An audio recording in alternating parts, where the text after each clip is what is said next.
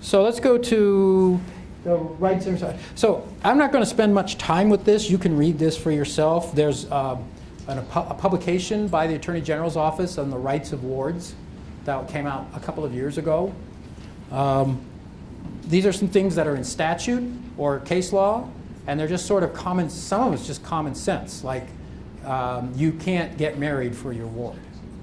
And in fact, a ward can get married. It's a different test as to capacity to marry.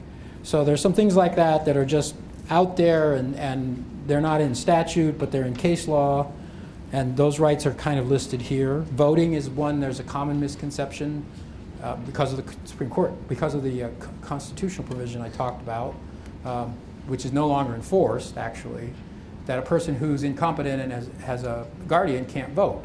And in fact, the law is clear that they can, unless the probate court has specifically made a finding that they are incapable of voting, which doesn't happen, just doesn't happen.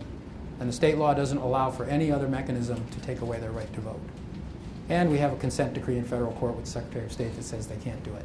So all of those things line up to say most people, who want to vote can vote. It's a good example. The second thing is the list of responsibilities. It's a lot. If you're curious or want to know more about it, this book, The Fundamentals of Adult Guardianship, is online at the Supreme Court. Take it, spend some time with it, figure out what you're getting yourself into. Most people do just fine, but some people trip up. And then there's always the folks who have a little bit of a conflict of interest.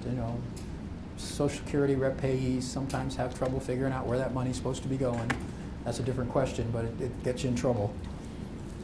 And then let's jump ahead real quickly to transition planning opportunities, because this is some areas where why we're talking about all this.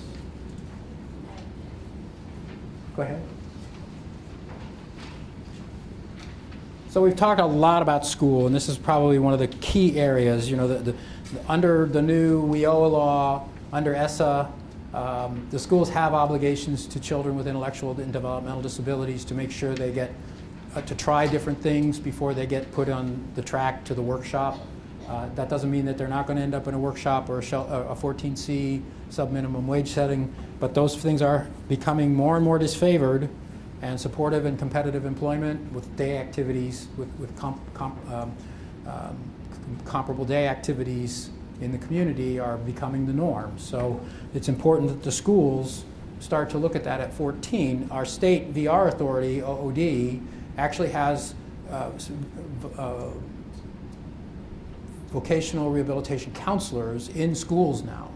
And so you should ask, is there a VRC in my kid's school who should be coming and working on an IPE? We can't call them the same thing. We've got an IEP for schools, and we've got an IPE for the VR authority, but they should be looking at that.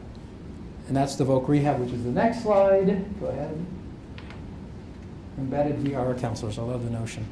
And then next slide, we've already talked a lot about this, assistive technology. There's such amazing results when that's done. So the back of the thing is, go ahead, some resources, our website.